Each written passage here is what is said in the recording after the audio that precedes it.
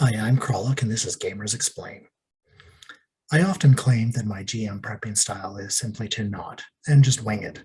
Go by the seat of your pants. Just let your imagination run wild and have fun with it. That isn't entirely the case. I'm often thinking about the games that I'm running in times where I should be doing something else. And so I have got a fair bit of preparation done. It's just not written down somewhere, or I haven't drawn maps. I've simply thought about it and remember. Is that the way most people do it? Maybe, maybe not. I asked 9 Gamers Plane users what their GM prepping style is. Here are their answers. It's pronounced Kalajel. So, when you've started a few games, this Five Torches Deep game where you're trying to replay or convert Keep in the Borderlands, the old classic, into this similar system. What's your prepping style for getting us started? I think I know a little bit of it, but for the purposes of the audience, how do you go about starting a new play-by-post game? I don't really think I have a style, honestly. I kind of stumble my way to success. I don't really know what I'm doing right. I have this tendency of wanting to prepare for every eventuality, like have something, but you can't do that. Your players are they're the unpredictable element in your plan. You can't prepare for everything. So I have to constantly remind myself, I'm going to have to wing it at some point. I'm going to have to wing it at some point. So I try to find a nice balance, a happy medium, I guess. But I usually suck at finding a happy medium. I'm always like in an extreme or another. So I honestly don't know how I manage to DM games. I'm going to be honest. It's like I feel like I'm constantly stumbling my way to success. That's the best answer I can give you. I know it's not much of an answer, but that seems to be my style of GMing and stumbling your way to success. Yeah, so if you're looking at keeping the Borderlands, and they always tell you when you're running a module, read the whole thing first, Yeah, maybe twice, right? And then the real purpose of that, I think, isn't so that you know what's going to happen next. Is that you know what has to happen later. So when your players inevitably go off script and choose the options that there's no possible way that the book addresses, you can kind of get them on the path and bend them back into the narrative that's been prepared. a lot of the books they say that you have to read the adventure completely at once. I'd say read it at least twice. It's going to be a lot of reading, but you're going to thank yourself later. Yeah, yeah. I've I've fallen in. I'm a really lazy person. As from a DM perspective, it largely comes from Relate. I can relate. it largely comes from my GMing style is largely winging it, just winging everything, and and playing a lot of homebrew rather than modules. So when I do use a module, I kind of assume that I can just wing my way through it. But I fall into traps all the time when I do that, is that I completely miss some key element that sets up, another chapter or another thing. And then the players miss they miss the pull into the adventure that pulls them through the rest of it. And so suddenly then I'm scrambling to try and get them motivated to continue when I haven't properly prepared them. And that wouldn't have been the case if I knew what was coming. And so that's something I'm definitely trying to do better, is just read the whole thing, get a sense of where the adventure is supposed to go. And then at least when when the players go off script what to do. I guess that's another great point for play-by-post role-playing games. They can have any number of place any number of nodes around your screen. Your players are never on your monitor. Your players are never going to see this. They're never going to see how disorganized you are. So it helps with the illusion of Oh yeah, I'm a great game master. I know exactly what I'm doing. Yeah. Yeah, I said I'm lazy. One of the things I've done, and more than once, is I'll have the players roll perception, and I have no idea what they're going to see. Like, I haven't thought that far ahead. I'm just like, well, I think something should happen here. Roll perception. That gives me a day to work it all out. And then when the inevitable somebody in the party is going to succeed, at this point, I've figured out what they wanted, what's going to happen next. I've even had players roll initiative and have no idea what's going to happen next. I don't know why they're rolling initiative, but it gives you that kind of moment to, in play by post at least, to set them up. Something's going to happen, and then but you've got so much time that you can fill in the gap later. You can't do that at the table for sure. Of course, eventually what happens is you expect at least one player to succeed at his perception check, and they all fail. Yeah. You know, crap, what do I do now? Yeah. Yeah. So when you set up to use Keep on the Borderlands again, you read the adventure through once or twice. Anything else you did? Like, did you try and set up the maps early or anything like that? I did a lot of research online to find maps, of course. I wanted to try and find the official maps that Goodman Games did for their original adventure Reincarnated, but apparently, as part of the deal they have with Wizards of the Coast, when they convert those old classic to 5e, they are not allowed to do any digital assets.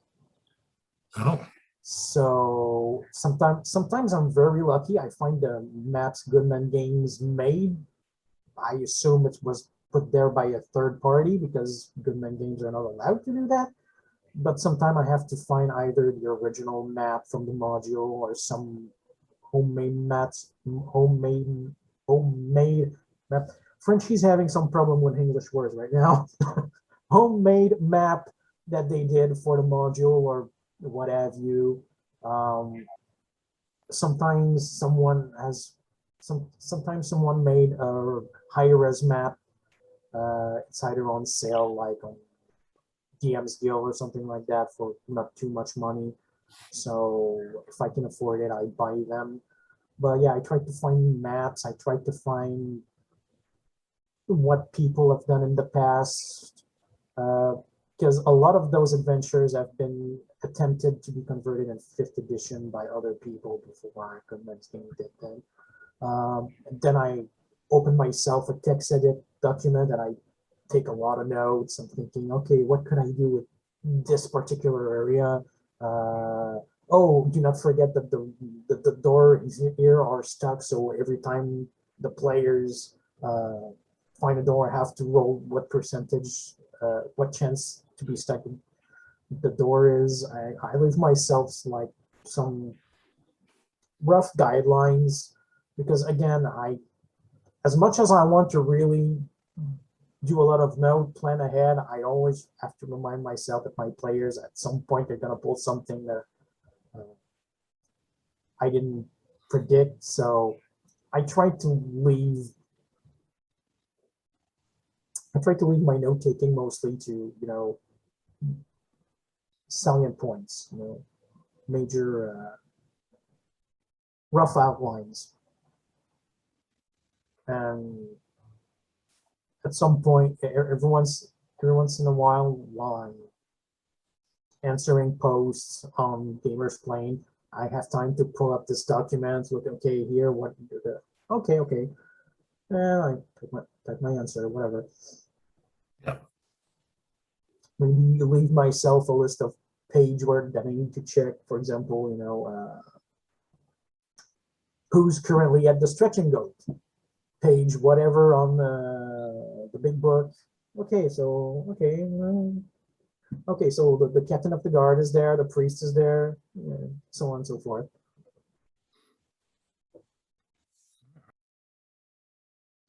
Presenting Remnant.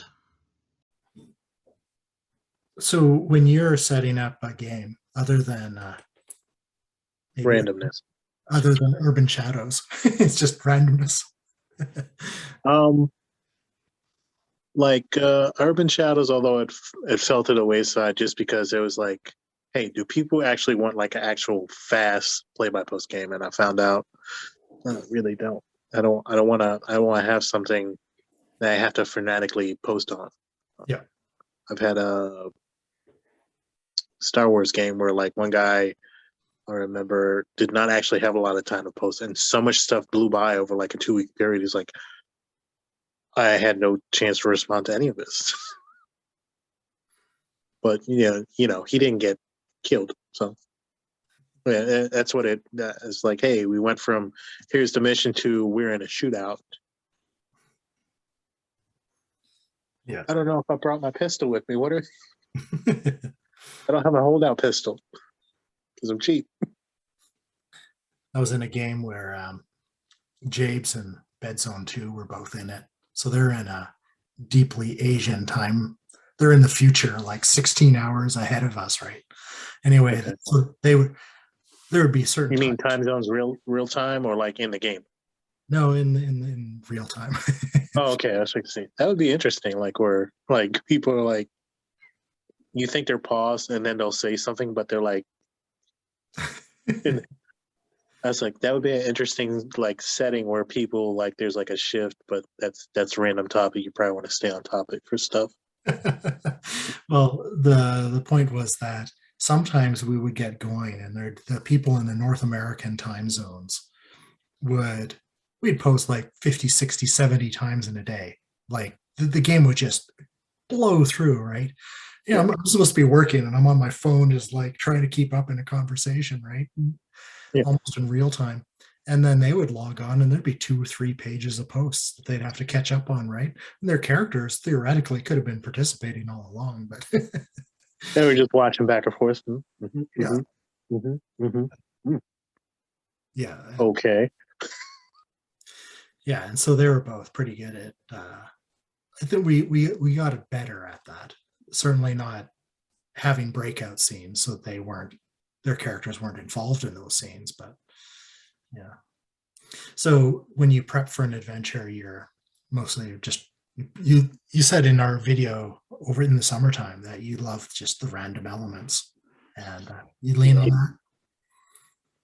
that. Unless it's like a pitch, unless it's a pitch where you're going for like a specific setting for like the major tones, like I'll use that Urban Shadow game where I said, well, instead of like that really big scary city, let's make it like an entire county is scary and you're in the countryside.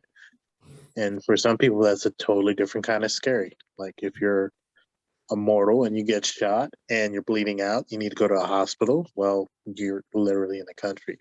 Yeah. Do you know somebody who knows a thing, or are you going to a veteran, or are you getting on your phone or looking at Google how to remove bullets and duct tape? Obviously, will till we can get you better situated. Yeah. But yeah, it's from the last video, I guess people could tell I'm like a pretty big component or proponent for like using Savage Worlds because you can really reskin a lot of stuff. I just finished from the 3 games that were supposed to like rapidly work. One of them actually finished pseudo kind of same way as ours did for Urban Shadows. But that one I took it was supposed to be like an episodic investigation type thing for if you're in the Midwest working as a police officer. I think it's the Thin Boot Line, but like the weird thing is random weird stuff happens. Like you have people, like not everybody knows there's psychics out there. Some of those people are actually cops that are specifically put out here because they know everything's a little bit weird. Yep. Like, so and so is on a reservation, they got stabbed, and then You got to go out and work with the travel cops to try and figure out what's going on. It has like a random generator. I'm a big fan of those. So I used that and skinned it to a more 1950s frame for somebody who was abducted. So usually I like doing those more random things because like for Ages of Oblivion, didn't work for play-by-post this time around, but throwing out different countries and just since it's a little bit weird, you can have everything from what was it? There was supposed to be like an investigation for some missing people. It turned out to be like some Irish like folklore spider entity was involved. That was like a minor deity. That's why they were gone. She said, "Hey, Taurus, cool, come here. You're not leaving. You're just trying to stay in the web until I'm done with you. I don't know what I'm doing with you yet, but I'll figure it out. I'm immortal, so if you die, in which case I'll just have to get somebody else." I found that with I started a East Texas University game set in West Tennessee. Yeah. I mean, I was gonna do the East Texas University, but I think one of the players had already played through like the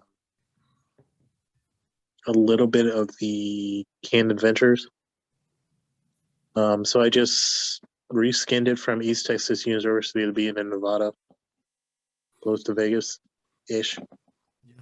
And just when I ran it face to face, I peppered in random generated adventures with what's in the book. And that was interesting to go ahead and thread and spin. But when you randomly generate everything, you really don't know what to expect. There's no, besides like going to class, but you know, that's usually all off. Next up, Lavtodd. So when you're setting up a play-by-post adventure or a chapter, say in your Manifest Destiny game, what's your style for preparing it?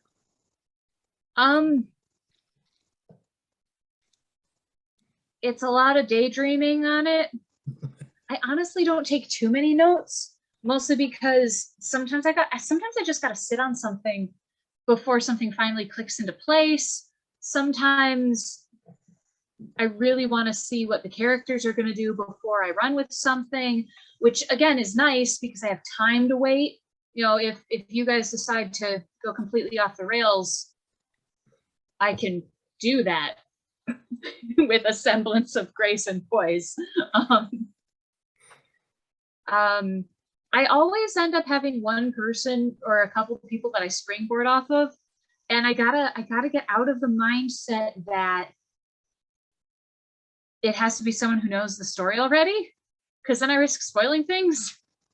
Like in college, I kind of had to, because we were in, sometimes between one shots and campaigns, there were like 4 games going. So it's like, yeah, no, you just have the person who knows not to do anything meta. But now it's like, no, it's all electronic. It's a lot slower. You can talk to people who aren't in the party and it'll be fine. So that getting used to that has been odd, but it's very player led and very improvisational. And if I get a couple of big beats that I want to hit, those I'll write down, but I don't think there's any point in writing down much more detail than that because people are going to change it anyway.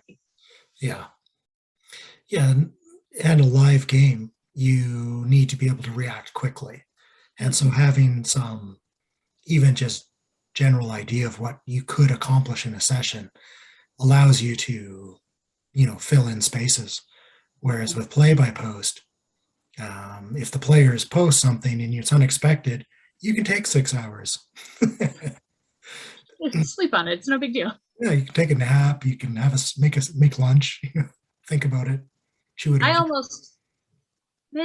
almost had a player versus player murder in the first session of one of my in-person games. That would have been easier to handle on play-by-post. But we make do. And now, Falconloft. Well, I know what I want the plot to do. I don't necessarily know how the players are going to react to it. So, but I know what I want the plot to do.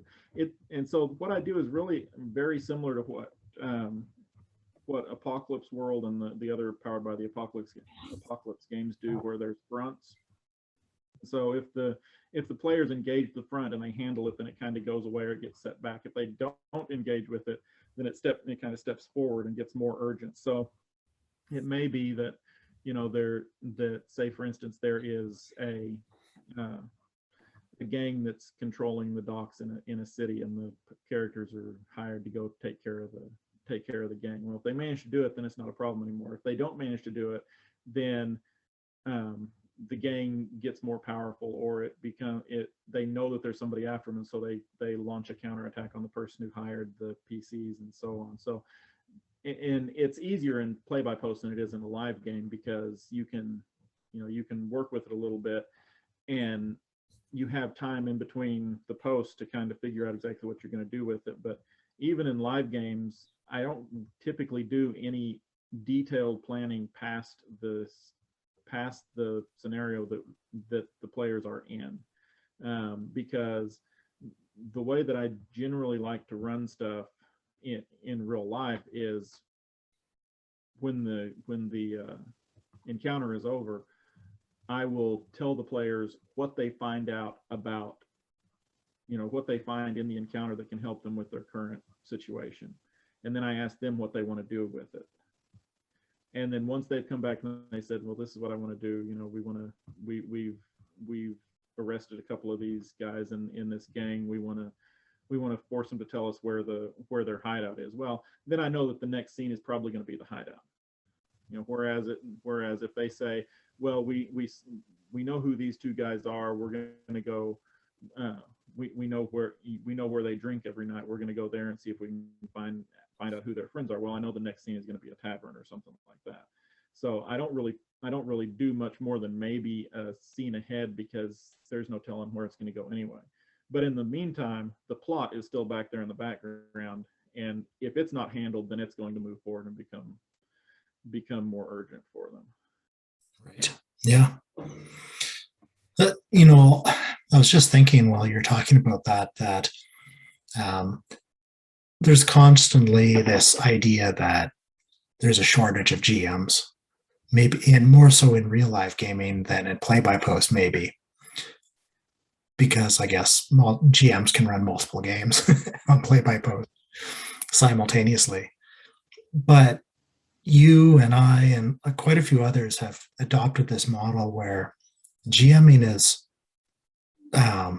really unrewarding when you make a whole bunch of preparations in advance that never get used.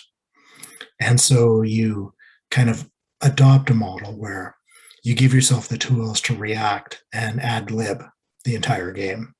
You have a direction, you have a plot, you have some fronts maybe, but you don't want to just flesh out and stat out all of the NPCs that the players are likely to run across and maybe have words with, because it's just going to end up being a whole bunch of wasted effort for the most part. That seems to make GMing seem much more daunting, I think, than the idea that you would just prepare everything in advance. What do you think about that?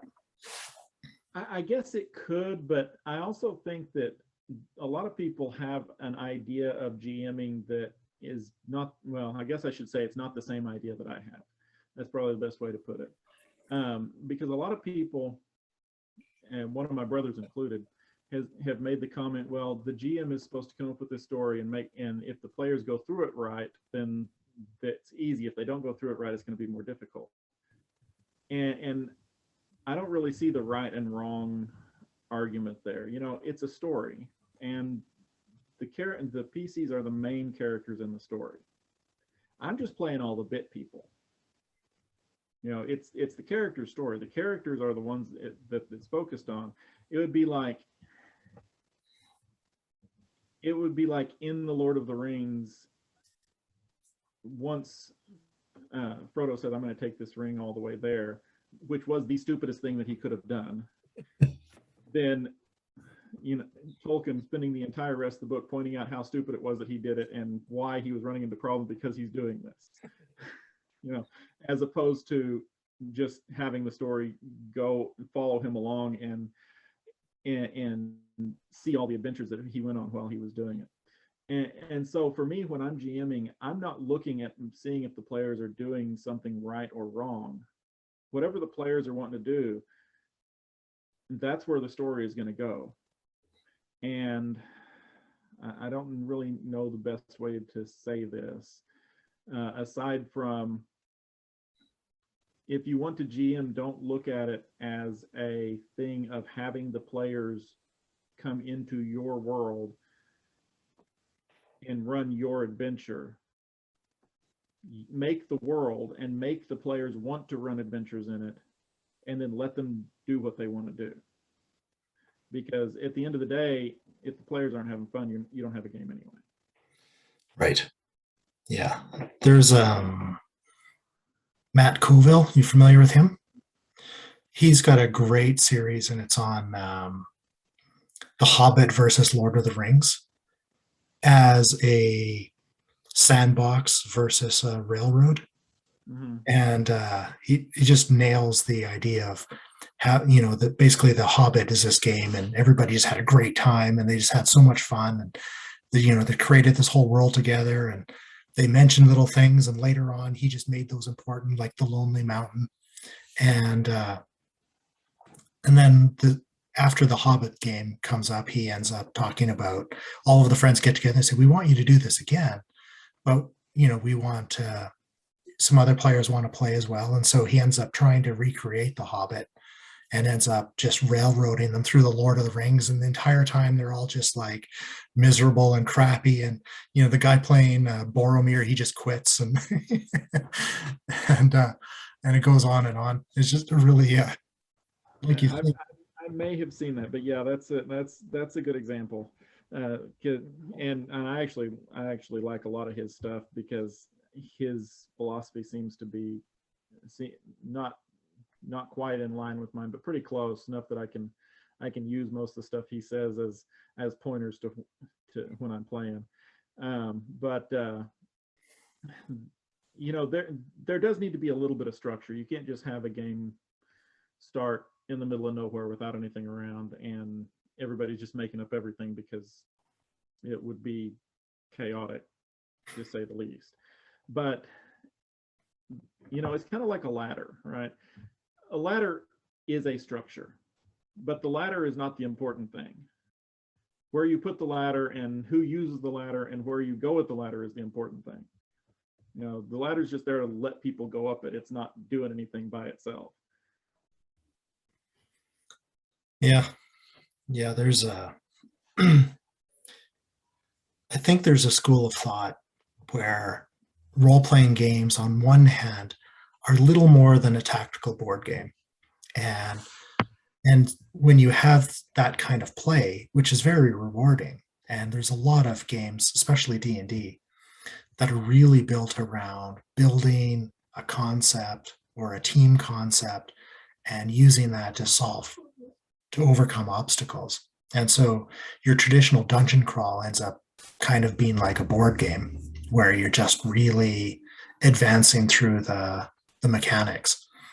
But the other end, where you've got a totally free form kind of improv character-based game, is a different kind of rewarding. And I think some of the best games really allow play in both elements, where you can I've personally had games where half the table really wants combat all the time. They really want to put miniatures on the board and move them around, and they just really get engaged by that, that resource management and tactical thinking. And then the other half of the table are really just interested in developing relationships between the PCs or with the NPCs and advancing their own characters' goals and stories. And so finding a game that allows you to move back and forth between those two spaces is really one way to keep them both happy. Yeah. And that is a little bit more difficult in play by post, honestly, because when you're with a group, you kind of get a feel for what people are going to want. Even before the game starts, a lot of times, because there will be some people who build their character by what they think sounds good for the character, and those are usually the people who are going to want to role play more. Then you have other players who are going to sit down with the book, and they're going to read the book for 2 hours, and they're going to pick out some things that they want. Then they're going to go back and read the book for 2 more hours before they finish their character. And those are usually the ones who are going to want to have more combat. And so you can kind of piece it together, and you know, even if you can't have a full-fledged combat, you can give the guy who wants combat, you can give him a combat adjacent thing to do while all the other players are you know, off doing something else. Maybe he's got to you know, protect a doorway for 3 or 4 rounds while the other players are off trying to convince somebody to escape with them or whatever it is. But in play by post, you don't get that preloaded or front-loaded experience with the players all the time, because you can't see how much time they're spending. Most of the time, you can't see what their style of constructing a character is. But I have been running a couple duo games lately, and as part of the duo games, I have been basically sitting down with the players, since there's only 2 of them, sitting down with the players and kind of going through their character, and you get a little bit more feel of what the end result is going to be when you can actually be present for the character creation and not just kind of sitting off to the side while it's happening. Yeah. Yeah, that's a good point. The idea of a session 0, I think for me, really came up hard in play by post. You know, it's a concept that predates it, or you know, maybe has broader application in live gaming, where you sit down and say, we're going to start a new campaign. What are everybody's expectations? Let's go through it, so that everybody's making characters that all go march to that same beat, and the GM's crafting a structure that allows that story to play out. And but maybe in live gaming, that just all kind of happens in the background too, largely. Like if you're all making characters together, you as the DM and the other players are all hearing the thoughts and the time being spent by players, and so you're all kind of just participating in a level of knowledge that you don't have in play by post. And so in play by post, having an explicit set of expectations laid out front and agreed upon before character creation really can make or break a game sometimes. Yeah, and that's one I really appreciated the post about how to advertise a game, because it kind of touched on some of that too. You know, the GM has to be really explicit about what they're expecting going into the game, because what's the Wild book that just dropped for 5e? I can't think of the name of it. Wildemount? No, Witchlight. Oh, Witchlight, yeah. You know, you look at the art for that book, and it goes from one extreme to the other. You could do anything with that setting that you wanted to do. And so if you're a DM and you're wanting to run a lighthearted game, and you choose that to do it in, and your players grab the book and the first thing they see is the dark side of it, and that's what they make their characters for, you're running the same setting, but it's 2 completely different games. Yeah. Here's Harrigan.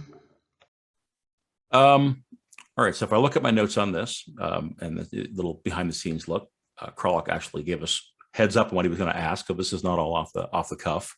It does vary by game, so it depends on whether, and when I say game, I'm talking system and also application of that, right? Because you can take 5e, you can run 5e a bunch of different ways, right? And a lot of games are like that. So sometimes, like you've talked about before, you can be like, this game looks cool, who wants to play? And then you start playing, you're like, roll for initiative, and you'll figure it out literally as you go. So almost no prep. I very rarely do that prep of that little. What I usually do is a lot of brainstorming. So I've got different sort of tools that I use, and they're goofy. They're from the business world. They're from, they're like whiteboarding tools, mind maps, process flows. I love that crap because I think visually. So I'll even do like there are 4 scenes, and I'll paint them all out on a whiteboard, and I'll make notes to myself with either with a pen on my iPad or inside of another tool like a digital whiteboard about what are the things that I think would be cool or be interesting, or that I think I want to introduce and expose the players to, that kind of thing. So I do a lot of visual brainstorming, kind of scrambled thoughts type stuff. And then right before the game starts, I usually take that stuff and I synthesize it down into like a handful of bullets. It's like scene 1, here are the 6 things we want to accomplish, that sort of thing. I do think that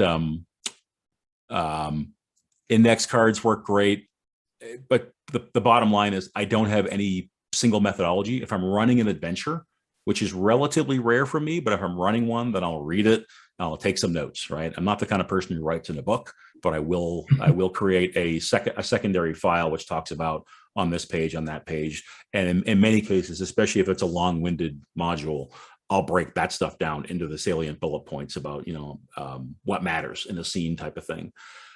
Might do a little bit of creation of stats for creatures or foes or whatever, NPCs. That is a reason that drives me towards lightweight versions of those, and games that I can either, especially when you're talking about cannon fodder or mooks or whatever, I want a single number to represent those bad guys. They're stress level 2, or they have 3 hit points, or they have whatever, as opposed to a full stat block that talks about how good they are at this, that, the other thing type of thing. I take a lot of that from Fate into other games. Where it's just really easy to do that kind of prep, so you can prep very quickly, pretty complicated encounters. But I don't have like a methodology that I break down. I'll go through things if they're written out. If they're not written out, and it's either my own ideas, or maybe more frequently, I look at the characters and their backgrounds and try to figure out what's interesting to each of these people. How do I build that? That's that brainstorming thing that I then kind of turn into something much more digestible right before I run the game. Yeah, I think I do something similar, except I've got a whiteboard. You can probably see it behind me, and I've used it for outline in novel. But it turns out I don't actually think visually. Okay. I've discovered this like over the last week or so. I put the whiteboard up and I was like, okay, I really need something to kind of organize my thoughts and start writing. Like, this isn't it. Fair enough. But are you more of a table view kind of? How do you organize your thinking around that stuff? I think bullet points and a linear list is what I really need. And because I often end on that, but I don't start there. But go ahead. Sorry.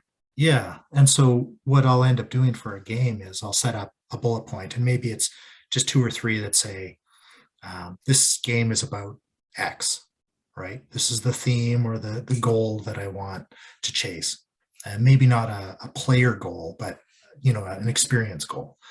And then I'll kind of use a snowflake method where I'll put, okay, well, let's boil that down to 3 or 4 points. What is the game actually going to be about?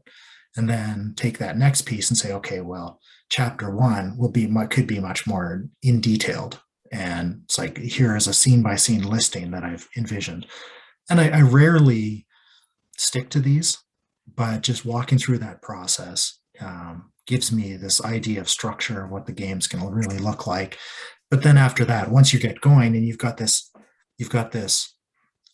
horizon to aim to sail for, you can follow the players and just kind of gently push them back to keep them on track, but still follow their lead. Yep. And by prepping that way, and that's very similar in the end to what I do as well. You can reuse some content that otherwise might be sort of abandoned or orphaned because of decisions or decisions the players have made or the places they've gone. I turn a lot of those like I have an idea for a specific scene, right? Like they're in a jungle. They're going to come to a rope bridge that's 100 feet across, and on one side is X and the other side is Y, yada yada, right? It's just some cool set piece, and then they avoid it somehow. That's on an index card, and I set it aside. And at some point, there's a rope bridge that you can come up to in this 1930s cliffhangers type game, right? So I did that a lot with a Rad Hack game that I ran, which is like a post-apocalyptic game based on the Black Hack, which is very Gamma World in its sort of how it's how it looks at things. So it was a series. I had like 20 cards, and I'm like, I don't know when these things are going to occur. It's these crazy encounters and people they can meet, places they can go, and it all was very dynamic. I either rolled randomly to see when it would come up, or things just fit the narrative perfectly. I'm like, oh, I had the perfect sort of situation for that, and it all came from that brainstorming, and then turned into like either a bulleted list or, in my case, an index card where I can just pull it type of thing. Yeah, especially for live gaming on that. Yeah. Yeah, that ability to adapt, right? Follow your players. You know, if there's this old trope, you've probably seen it, where you spend 100 hours crafting like this mega dungeon. It's like, all right, these players this is going to be awesome, right? And they're like, we want to go shopping. Oh yeah. Okay, on the way to the shopping, Yeah. you fall into this dungeon. Okay, there's a door. You and I are in one of those games. they just go off anywhere. I will admit, I'm not a big, whether it's a mega dungeon or a big 5e massive campaign that takes you from level 1 to level 15 or whatever they do. That's just not my game. You know, that's a little too linear for my liking. Even though I know some of them have some sandbox components, I just don't run games that way. The one other thing I just remembered I wanted to mention though about this is, so especially when you say prepping for a new chapter of a play-by-post, that is when I will absolutely revisit some older text and say, what was the thread that we left dangling? What did we leave off? And then the other big piece is go to those character sheets. And, it's one of the reasons I don't want to keep referencing Fate, because I actually don't even play Fate all that much anymore, but it taught me a lot. Fate has those aspects on there which tell you what the player is interested in exploring about their character. So if you can tease that out of people, no matter what game you're playing, get them to put that on the character sheet, the GM can then go back to that and say, all right, chapter 3, we haven't focused very much on the fact that you have a long lost brother who, you're worried about, blah, blah, blah. Right. And if that's on the character sheet, you can pretty quickly scan those and figure out these are the things we haven't hit on yet, and try to give the players a little more maybe what they're after type of thing. If you've been really focused on an action and adventure so far, but you want to get into more social stuff, that kind of thing. So just revisiting basically. Yeah. And that's a great piece of GM advice too. I remember I was running Princes of the Apocalypse. So it's the 5th edition. I thought Wizards of the Coast is putting out these really pretty giant tomes for adventures. And I thought, yep, let's just play one, right? So I got some players together, read through it all, or at least the first couple chapters, the first, 6 levels or something. And I was okay, well, put some tools together. We started playing. We get up around level 5 or something, and we get to this one part, and Wizards of the Coast had these terrible, terrible hooks. They're just like completely meaningless. So like, one time you got a letter and it didn't really mean much to you, but it's got a name on it. So, okay, well, there's your player hook, right? You're like, thanks. Yeah. And so one of these is the player actually got one of these, and we end up at this specific tower, and it's like the Tower of the Wind or something. And he runs into the NPC that he had this letter for, right? I completely spaced on this. It had been so long since, and it was a meaningless hook anyway, right? And he was, and they were mad. Like, he's like, I want to role play and encounter this person. I'm like, I'm not going to like create this dumb, like, this is a meaningless NPC. It has nothing to do with anything in the entire adventure, right? And he left the game. He's like, well, oh really? I guess the hook actually meant something to them. Interesting. Part of, I'll tell you what, part of why I don't look at those big, massive tomes, try to run them, I will never remember all that. Yeah. Whether it's live or in play-by-post, I will never remember all the detail baked into those settings and those books. Yeah. Parting shot for those who model factions in play. So in other words, in a dungeon, there might be the undead and the goblins and the whatever, right? That's in between adventures is a great time to look at what your factions are doing. Have they moved the ball, whether it's a cyberpunk game where a corporation's done something, science fiction game where the empire's done something, whatever. But I've been trying to get more and more into that mindset where that's kind of a dungeon world sort of thing, where you define these groups, and then there's these fronts which move whether the players do anything or not, right? So if they sit on their butts and they go shopping, well, there's things happening in the background. And I think that's a great thing to look at when you're prepping for what's next as well. Yeah, Falconloft talked about Next up, WarDomo. I try to come up with set pieces. You know, I have what I really try to avoid is coming up with the path that these players are going on. And we won't get into railroading because I don't know, that's short of like just straight up telling your players, no, you can't do that. I don't really think railroading is a thing. Gently nudging them along the track is totally a thing. But yeah, so I try to come up with, you know, the big, for lack of a better term, set pieces of like, you know, I think they're going to meet this character. I need to get them this information to move this story along. And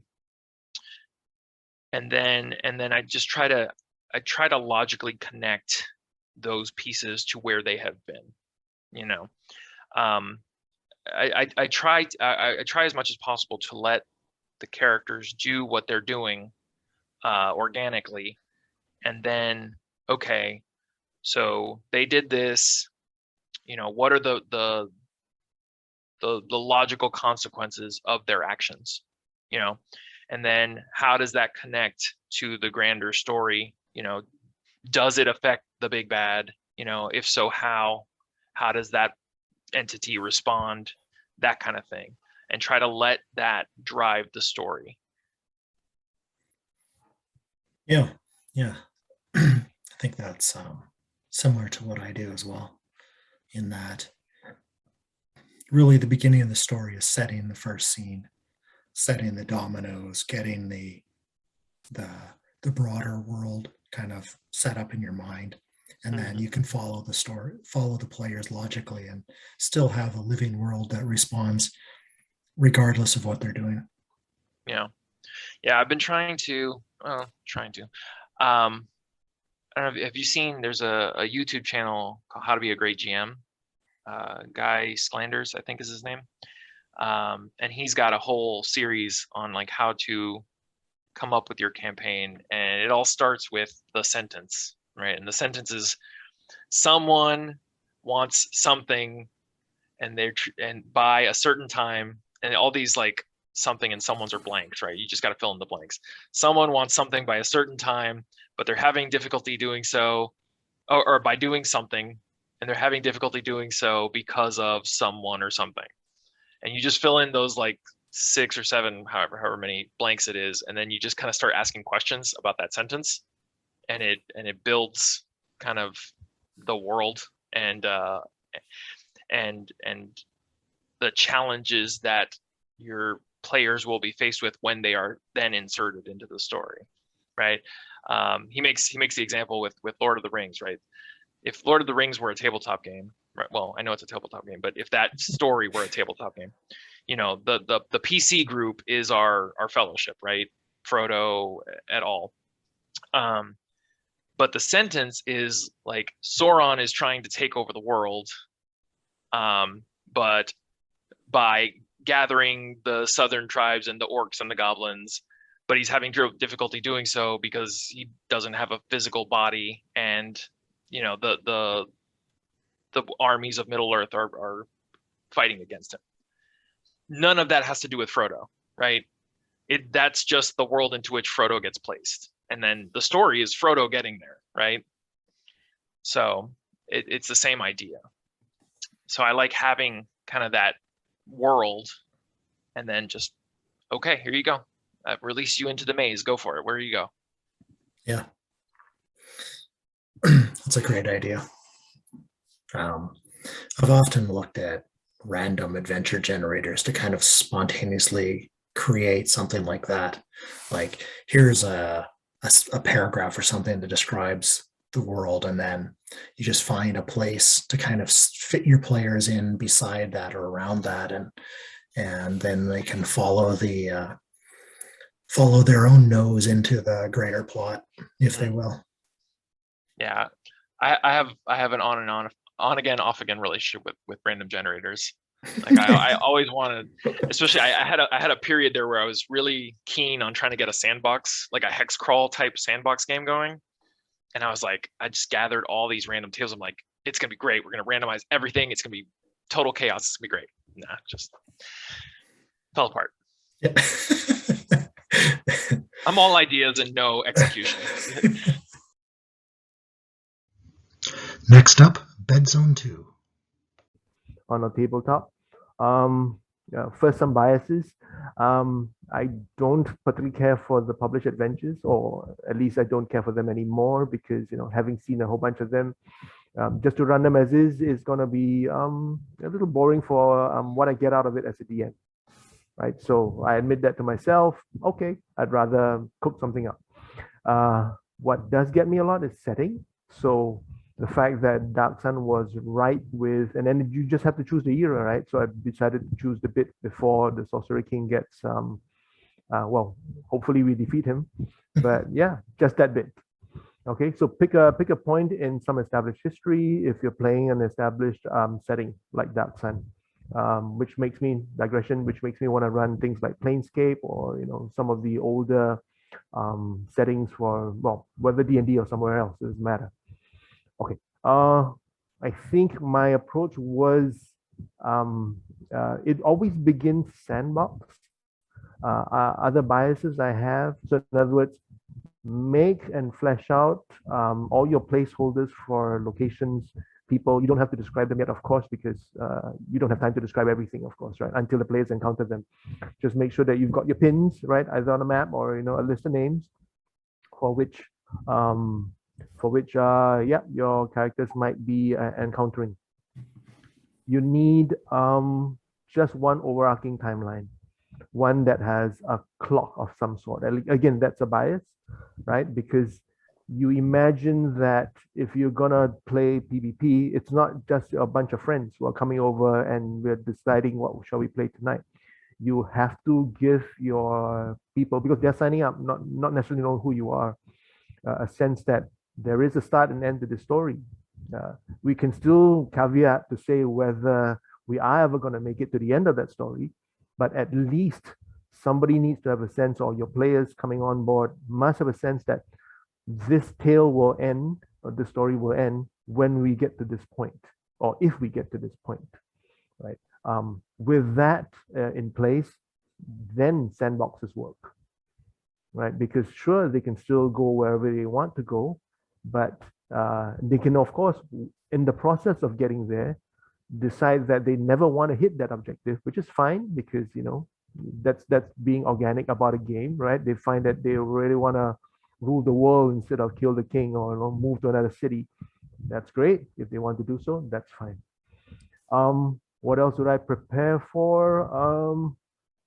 Now, really, that's about it. Everything else I like very much, of course, but that's the whole point about DMing, I think, or one of the best bits about DMing, right? Seeing what your players come up with, because their stories feed your own. Yeah, you could sit here for 100 years and not think of certain options, and then one of your players says, "I'm going to describe it this way," and oh my God, that's brilliant! I'm going to take that, right, and then I'm just going to go with it. I mean, that's one of the true joys of running a game, right? A thing that you don't get as a player. Yeah. Right. The fact that your players are coming at you with all sorts of options and ideas, and you're thinking, I can make this work. Again, another bias. I like very much. It's a true bias on my part. I like very much to connect player backgrounds and player histories together. I like that what somebody did, 3 months ago has an impact on some other character. 100 posts later. That requires a little mapping. You do have to keep a chart of who spoke to whom about what, and then you want to draw arrows back and forth, your main PCs and your NPCs. But that's pretty fun to do. I take inspiration from pretending sometimes that it's not a movie, but like one of the TV series, right? Season 1, season 2, you discover something else, and I try to run in PvP chapters that work that same way. Yeah, so that's the kind of prep I think about. Yeah. One of the interesting things about that Dark Sun game that I think really stands out for me is when we started, we all had individual threads. Oh, so So Zal was on his own, my feral halfling, and we role played, what had happened, and there's some backstory, and then I ran into Crad, and he was in the middle of Yeah. encounter with his former business partner, I think, and some Yep. creatures, and then Crad and I got together, and we ended up in a caravan, and suddenly we're connected with Dur, and then with James's character, and others, and you slowly. So if you look back at the Dark Sun forum, there's like 30 different character threads because it's like Zal and then Zal plus Crad and Zal and Crad and Dur, and as you slowly all wove us all together.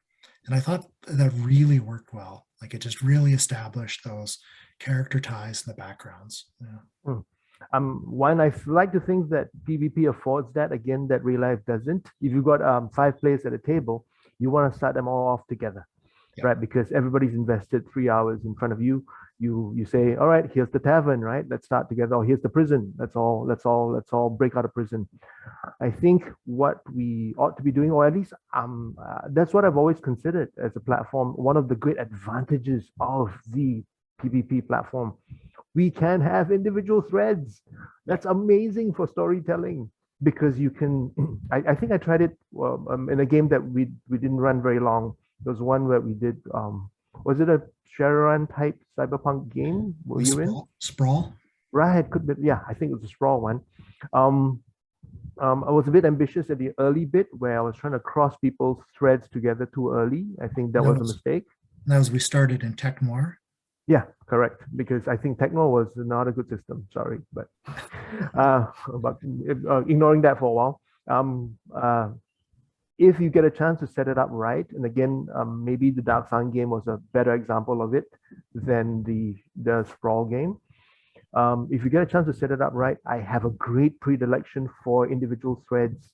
I've just started a new game. We're playing superheroes using the Aberrant system. Yeah. World of Darkness, yeah. Again, same thing. I've started everybody else on their individual threads. I do like when you tell the story and the threads begin to cross, because the truth is, I think when players play, maybe on PvP more than again in real life, players come with a sense of their own character way more than a sense of a party. In the way that real life isn't. I'm back imagining my real life scenario, right? You come at a table, you all already want to play together. Whereas if you sign up for a game on PvP or on GP, you come as an individual. You don't know your other players yet, right? So everybody needs that time to do 2 things. One, to get to know your setting, because that's what the DM will do to set up the game. And you need some time to get to know your players. You could use the system to fix that. In other words, you could use, like we were just talking about earlier, you could use something like Fate, for example, to build the bonds first, to agree that we have some connection. But that's not as organic. It's not as organic as, for example, we were talking about Zol and Crad, for example. We could say they knew each other from, their desert days where Crad saved Zol, was it Zol saved Crad from a monster attack, but that would be just a line that you would write, just one sentence in your backstory, right? But the fact that you get to play it out in a PvP situation makes then the characterization real, gives you a chance to get to know your other player, and then more and more the other players as well, right? The last advantage of this, I thought, was the fact that, or is the fact that you get to do, as a result of this, your session 0. And we know how important that is, of course, because then a player can decide, no, I don't really want to play with, in a game like this, or, oh, I like to see where it goes on. I'm happy with my one-on-ones with the DM himself, and I don't mind now the one-on-many. I think it scratches one more itch, the fact that some games on PvP are very much one-on-one games. Yeah. So this allows for a bit of one-on-one as well as a party game as well. That's a great point. Yeah. The old adage of never split the party is a live gaming trope, in that if you split the party, then you got half the party on this side and half the party on this side, and the DM can only focus on one or the other, which means that the other half are left just holding the bag, or, reading or whatever they're doing. But in a play by post game, everybody's in their individual threads, so they're always playing. Yeah. Right. All right. I mean, right now, again, back to the Dark Sun game, you've got one or two characters who may have wandered off. So Krad's wandered off to, a different zone, and we are in a slave pens right now, for those who are listening. Krad's wandered off to a different place from the rest of the party, but that's okay. Yeah. Right? Or, I mean, it's not going to slow the party down. The main storyline can still go on, right? Your branch off character can still do the thing he does. There is, of course, a little trick to trying to coordinate to make sure that, different threads don't go too far ahead or don't go too far behind. But otherwise, so long as you can manage that sort of synchronization, it's okay for people to branch off. And again, I cannot emphasize how I imagine this to be a great advantage. In other words, you've got a party of 5 players or 4 players or 6 or whoever, but you do feel maybe sometimes 1 or 2 players feel we really want to pursue this, but the other 3 don't. It's okay to have 2 threads, right? Let the story play out and then bring them back together when you need to bring them back together. PvP privileges that, it makes that into an asset, not a problem. Yeah. So I think that's one of the main things people may want to understand when they try PvP. If the DM, of course, can manage it. I mean, right? The fact that these are some unspoken tools that you can use to your advantage. Right? You can tell individual stories that cross and recross if you want to. Yeah. Heck, I mean, you could even have a game where you say, all of you are here on 101s, right? We'll just, as a DM, I'm just going to run 4 different stories, right? You will play individually, but in the occasions where you want to encounter other players, here we go. We'll cross, you meet at a cafe, or two people have a P versus P, right? Player versus player moment. And then they can go back to their individual threads again. You could leverage PvP just for this. Yeah. One of my favorite games is Vampire the Masquerade, and I run it live all the time. Right. I've run it on Gamers Plane a few times with maybe less success than live. But one of the problems in live is that it's very much an individual story. Each vampire is essentially has their own goals, and they're almost always split. And so you're talking with one person, and then you're either like bouncing back and forth so you're keeping 3 scenes going simultaneously, or you focus on one and move to another, and that works pretty well with my gaming group. But it wouldn't at all be an issue on play by post. Nope. If you just had, they can get together when they do, and that's fine. Yeah. Again, it's got to do with the fact that PvP, you are playing with, of course, there's some of us who know each other for a while already, but you're also playing with a bunch of strangers. Yeah. Right. Yeah. You have assumptions and expectations that are different from your real life gaming group.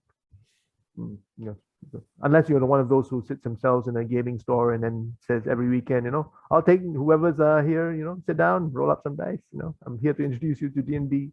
You could be one of those, which is great. I mean, if you were, growing the hobby that way. Here's Skeptical Stun. I'd created before that, and I really would like to DM more often with a real life group. It's something I really would like to do more, but man, DMing's hard. It's a kind of a pain. What's your prepping style, do you think? If you prepping about that.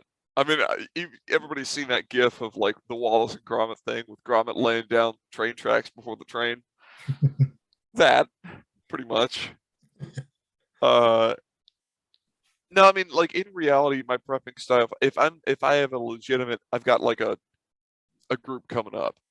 If I'm really into it, I've got the free time available. Whether the only stuff I prepped previously was either one shot that I created, or it was a module. If it's a one shot I created, I went way too in depth with it.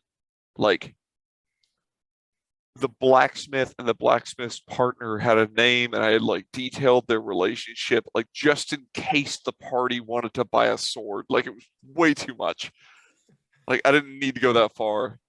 Somebody just needed to sit in the background and be like, "No, man, take a break. Like you're concentrating on the wrong stuff."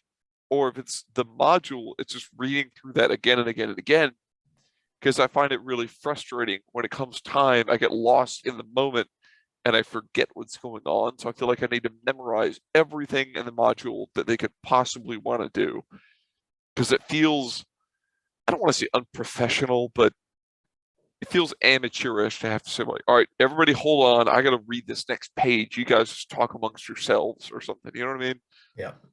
So I have a tendency to over prepare and over analyze and over engineer, which is kind of fitting for my personality, who I am. That's how I do things, as evidenced by the backyard project you and I were talking about before. Yeah. Well, and everybody's done that. Like, I remember in the 90s running a game for a bunch of military folk, in fact. And so it was a defense contractor for a while. And you just sit down and develop this huge dungeon, right, with like stories and rooms and traps and everything had its purpose, right? And the party takes one look at the big cave entrance and like, we're not doing that. No, that's scary. Let's go to that other town and play blackjack. Yeah. You're like, yeah, and you're looking at like 6 hours worth of preparation you've done for this stupid dungeon, and you're like, can I repurpose any of this for the tavern? actually, in my PvP game that I'm hoping, I mean, I'm sure this video will come out later. Or I don't know if the guys in my game will watch it or not, but they're at this point, like they're in this sewer in the game I'm DMing on Gamers Plane, and like I'm having a lot of trouble trying to focus down and like design this pseudo dungeon for them. It's a sewer, but it's a dungeon at the same time.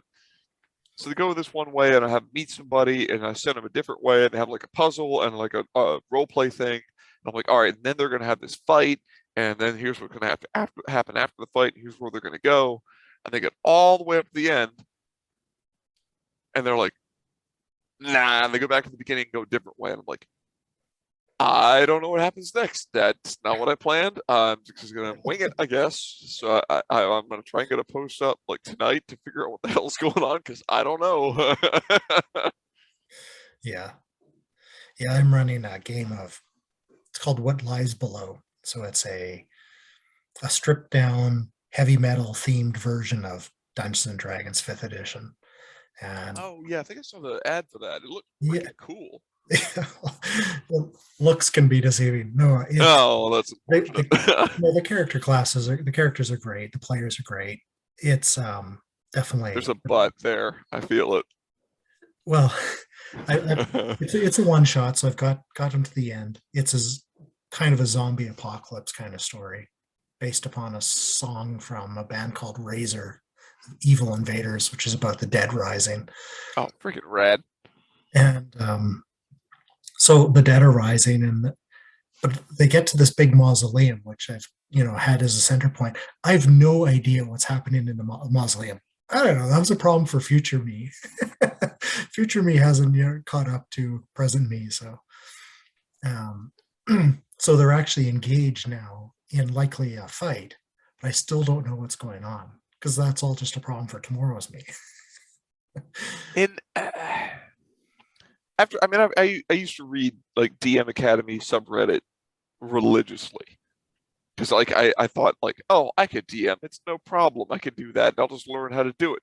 No, not that easy, for the record. But it feels like a lot of the really experienced guys have been doing this for like 20-30 years. That's just how they do it. Like they go into their session knowing what's going to happen in the next hour, but beyond that, they don't even know. They make it up on the spot, which is crazy to me. They can just wing it like that. That's insane. Well, I guess that there's a different kind of prep involved, and you're reading the material, you're writing the material, you're going through it and whatnot. And a lot of the times, the more experienced GMs are probably just thinking about it a lot, right? So they've got these ideas in their head, like this kind of fuzzy brain map of what they really want to feel, the game to feel like as it progresses. And so you just kind of follow this feeling and your players' directions. And you know, players have gone through 1,000 doors. You can just use a different door, like one you've used in the past. So like it's Yeah. the experience gives you the tools to wing it. There was one guy I was reading about that he was saying he comes to his table knowing what's happened and kind of where he wants to take it. But beyond that, he has like a list of like 6 or 7 names and a couple of non-combat like events that could happen and a couple of combat events, and that's it. That So like, sounds like that sounds like Chris Perkins from from Wizards of the Coast. I think he said something like that too. yeah, like he comes in with just bare bones. Here's some stuff I might throw at them if that's what they want. If not, I'll figure it out as we go along. Like it's super bare bones. Like he was giving an example of like, let's say your party's going through the woods. Here's a couple of things. Like here's a couple names of, and it'll belong to whatever they happen to run into. Be it like a talking tree or a merchant or a bandit. Here's a name. Just like throws it on there. Doesn't matter what race it belongs to. Like no kind of. To me, I want like consistency in my names. Oh, if it's a dwarf, it's got to sound dwarvish. If it's a like a centaur, it has to have a certain like feeling to it. No, forget all that. It's just a name. Like his name's Ted or whatever. Who cares? It's like, oh, they camp and they roll something, but they roll bad. Like, oh, now they run into this number 3 out of 6. Like he just rolls it. Here's what they happen to run into because they rolled badly. Like he comes literally. That's all he's got. And it's insane to me because I could never do that. Like there's so much improvisation involved that I can't think that quickly on my feet. But I think a lot of that has to do with experienced DMs have this whole like quiver of ideas they can pull from. Like there's stuff they've run into in the past. They generally know what it's supposed to be. It's like a really good cook looking in the pantry and being like, I've got noodles and peanut butter and shrimp. I don't know what I'm going to do with that, but we're going to figure something out. And he just kind of throws it together and you eat it and you're like, this is amazing. How did you do that? And he was like, I don't know. I only had 3 ingredients. What did you want? It's like, I could never do that.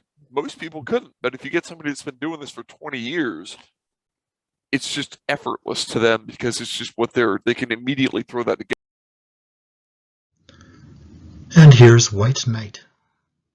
Make a few notes for myself generally on where I want it to go.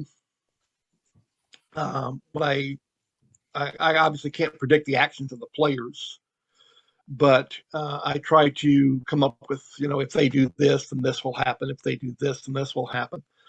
But largely, I actually, unless I'm running a module or an adventure path, I run the same way we were talking earlier. I fly by the seat of my pants.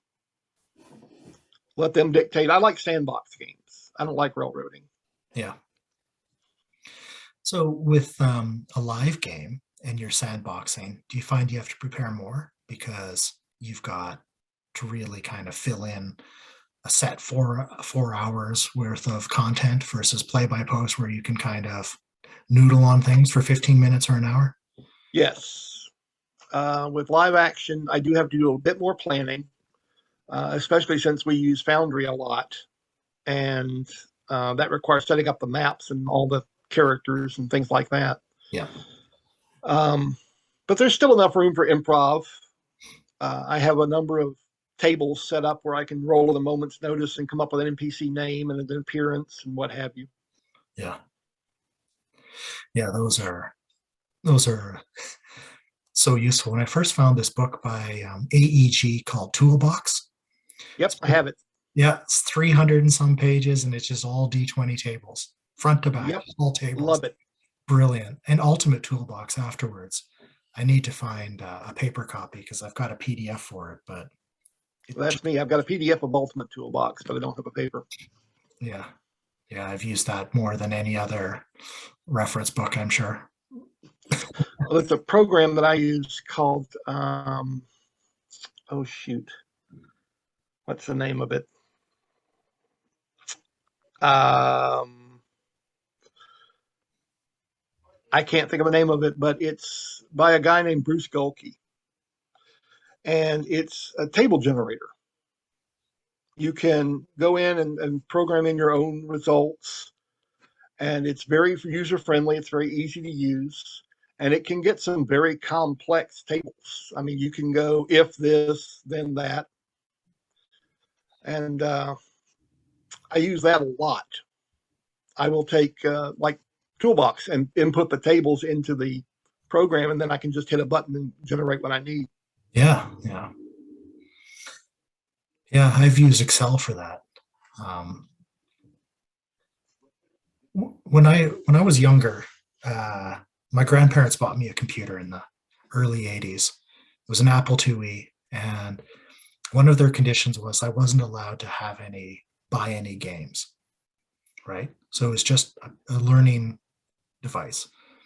And so I could write my own games when I taught myself how to program. One of the very first things I taught myself was random name generators. And so, and I had different ones, like, because different, it'd be like consonant, vowel, or like a group of consonants like CK, and then a vowel, and it might be, AO or EI, or it could be, they could be complex, right? Not just a single letter. And then it would generate how many syllables. And then I came up with rules for like making names that sounded more European versus, say, something else. And spent a lot of time creating random name generators. Con languages are something that I do, constructed languages. In fact, I'm working on a version of Elvish for Genaria, and simultaneously working on a language for the area. In Genaria, we don't have common. There is no common tongue. There's a trade tongue, which is used in trading, but it's very limited. It can't describe complex ideas. So linguistics get used a lot in Genaria. But I'm trying to develop a language very similar to French, but different enough that it's not French, for Valinor. Interesting. Yeah, somebody posted, maybe it was Falconloft, on the Discord channel the other day. It's either Falconloft or BedzoneII. One of them had just these complex rules that they've generated for the language that they're generating. And I've never taken any linguistics courses or even read any material, so I'm not even sure where I'd start other than just hacking it all together. How did you come up with any of that? I started that same way, just by hacking it all together, saying, okay, this word means this word means this.